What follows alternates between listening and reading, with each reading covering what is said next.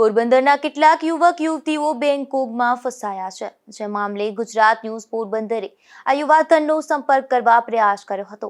ત્યારે જે વ્યક્તિએ આ વિડીયો વાયરલ કર્યા છે, તેની મદદથી આ યુવાધનનો સંપર્ક કર્યો હતો। ત્યારે તેમણે ગુજરાત ન્યૂઝ સમક્ષ પોતાની વ્યથા ઠાલવી હતી।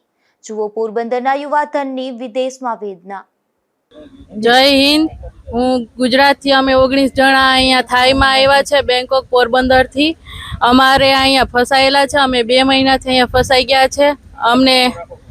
અમને અહીંયા ઝાંસો દીધેલો હતો કે તમને નોકરી પણ મળશે, સારો પગાર પણ મળશે અને તમને અહીંયા રહેવા ખાવા પીવાની વ્યવસ્થા પણ મળશે।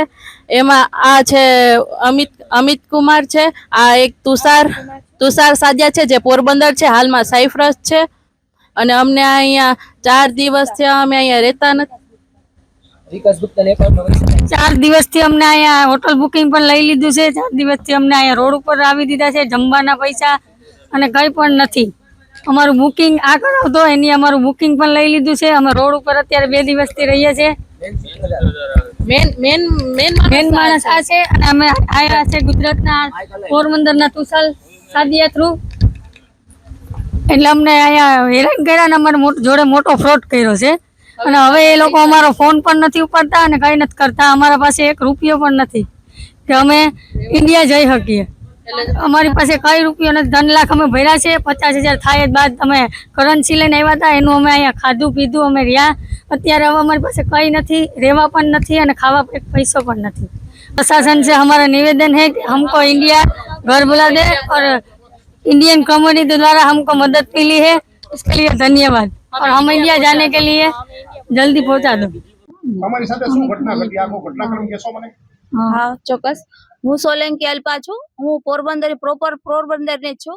અમારી સાથે એવી ઘટના બની છે કે અમને લોકોને લાલચ અપાવીને અમારી માથે એમ કર્યું છે કે અમને જોબ માટે બેંકોક બોલાવ્યા છે અહીંયા પટાયામાં, પણ અત્યારે એવું કાંઈ છે નહીં। 2 મહિનાથી અમે લોકો એટલા હેરાન છે કે અમારી પાસે જમવાના પૈસા પણ નથી, રહેવાનું સત બી નથી અને અમને લોકોને 4-4, 5-5 લાખ રૂપિયા બધી પાસેથી વટાવ્યા છે। જે તુષાર સાદિયા છે અને બીજો અમિતભાઈ છે, જે ઈ લોકોએ અમને એટલા ફસાવ્યા છે ને કે અમને લોકોને 2 મહિના એવી અમને અફવા ઉડાડી છે કે 2 મહિના સુધી અમને ક્યાંય નીકળવાનું મન ના થયું।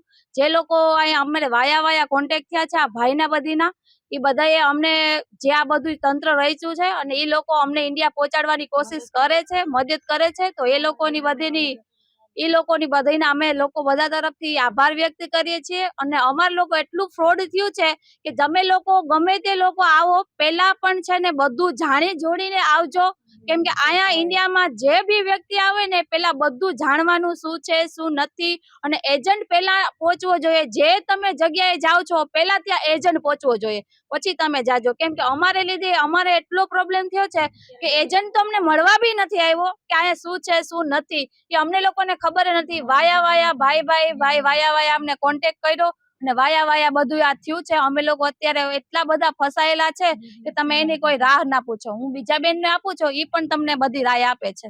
અત્યારે અમારી વિઝા પૂરું થવામાં 5 દિવસ બાકી છે।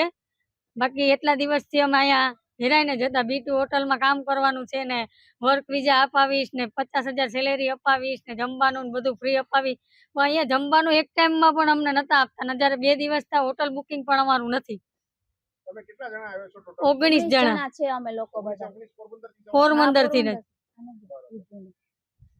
હવે અમારી એટલી જ માંગ છે પ્રશાસનથી, પોરબંદરના એક્સપેક્ટરથી અમારી એટલી જ માંગ છે કે અમને ઇન્ડિયા બોલાવી લ્યો, અમારી હેલ્પ કરો। કેમ કે અત્યારે અમે હાવ અનાથ થઈ ગયા છે, અમારી પાસે નથી ખાવાના, રહેવાના કે કાંઈ નથી, એટલે અમારી હેલ્પ કરો પ્લીઝ।